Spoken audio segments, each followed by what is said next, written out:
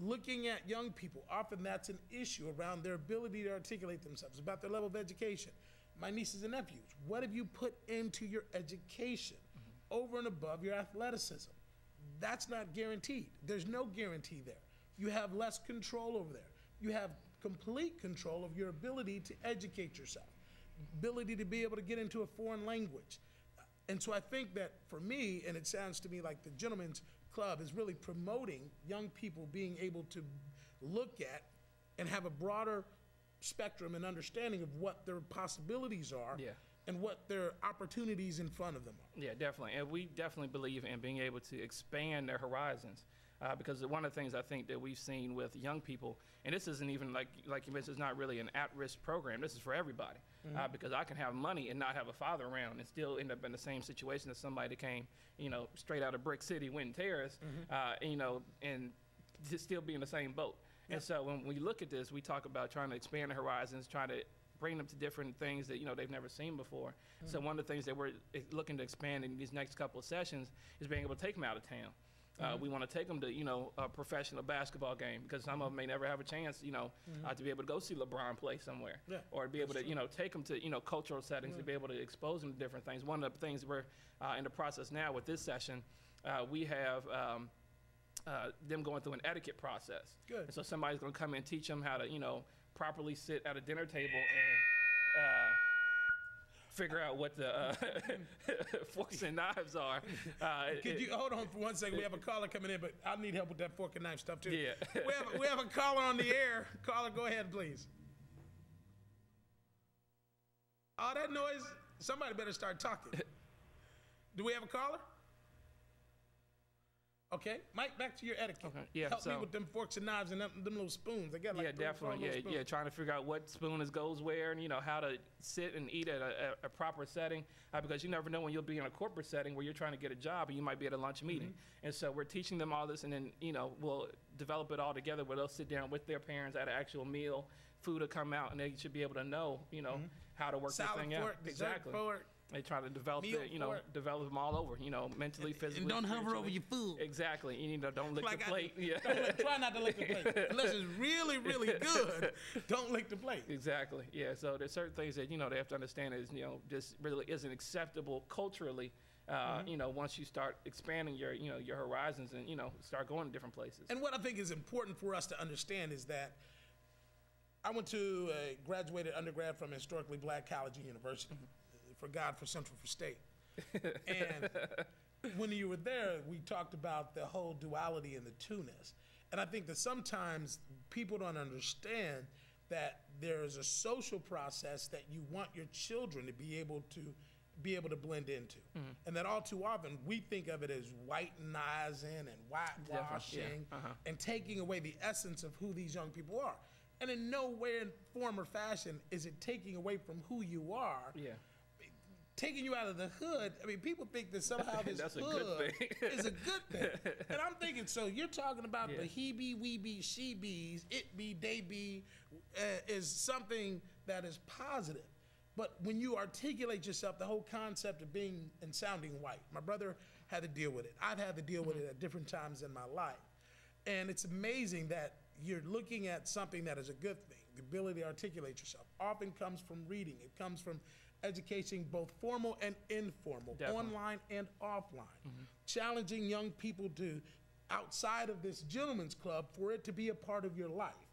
Being able to pick up a book and read a book. And if you don't understand what it's saying, ask for help. If you don't understand the words, write them down, go look at them, and eventually you'll be able to define them in context. Yeah, essentially it's almost like being bilingual. Because, I graduated from Walnut Hills here in Cincinnati. Exactly. And so, I know all about the whole, white process. But at the same time, I know how to go into a corporate board meeting. But I can go down the way and, be up in Devereaux, any heart. He said be up in Devereaux. I can go hang out in Devereaux. I can go kick it with, with anybody.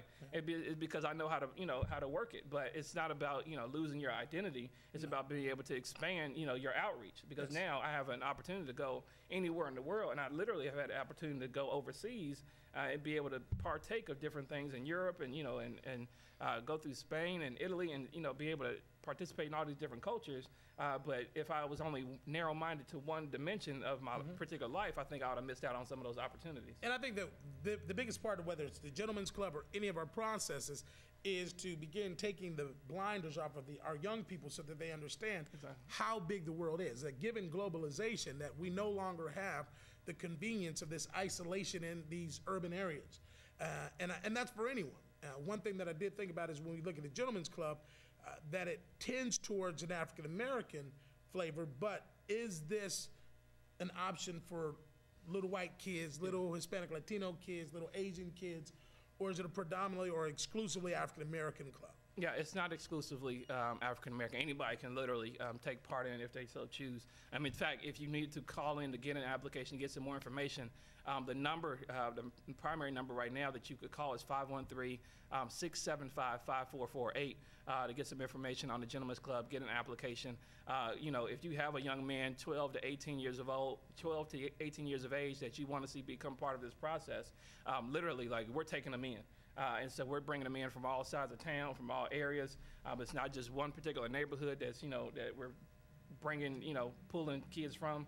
We got kids ranging all the way from out in the Mount area and, in Finneytown, down to Evanston and Walnut Hills, all over the place. So our job is we're passionate about, how we serve people, and we just want to be able to help as many people as possible by any means necessary. Public enema. Exactly. By any means necessary. So when you think about, because I think that given the globalization and given the times that we work in, I have friends of mine that have children, white kids, and some of it is socioeconomic because they come from the same type communities. They're being inundated with the same music. We know that hip-hop music is crossed over to all races of people. And so there's been an influence of that. We've certainly dealt with that on the television show several times, talking about music and the impact of music, talking about the change in hip-hop culture. And so I think that for me, I look at it and say, for the Gentlemen's Club, it's good to hear that it's open for all young people that are 12 to 18 years old, so that it isn't an exclusive group and that we're no longer basing everything on race, that we always have to separate on race and not saying that there's not a value of you understanding the implications of race in America. Yeah, because I say we'll still deal with the African American struggle in dealing with the Gentlemen's Club. Absolutely. But it's definitely open to everybody. Because even for our church, part of our vision is growing multiculturally. Yes. We didn't want to be known as just being the black church. We want to be known as church. Like, this is where you come to get rehabilitated, to go out to serve and do work. And so and you talk about heaven, there is no light skin section and and dark skin section. Isn't? Yeah, so we missed out on hold on, Mike. There's not a red bone section. You'll miss out on it. Oh, man, darn. I was looking for the red bone section in heaven, man. Exactly. So, it's about us understanding, the greater picture of it all. But like I said, we do talk about, the black struggle and some of the things that we deal with. In fact, we have some kids right now that are currently in the program that go to Walnut Hills. And I told them, and I was speaking to them about, some of the stereotypical things that they have to deal with, and even the struggles that come with being black at Walnut Hills specifically, because I know that's my background. And so there's certain things that they have to understand about the weeding out process, things that they weren't taught, in elementary school that hinders them, going into, 7th, 8th, 9th grade, with this high school. So there's, different things that we kind of teach them, specifically that deals with them being African American, but, the program itself is not necessarily just geared towards, one particular race. Okay. What else do you do in terms of volunteerism? Do you partner with any other organizations? I heard the Urban League, that you do something with the Urban League. Are there any other organizations, City Gospel Mission? Are there other organizations that you partner with for some of the volunteers?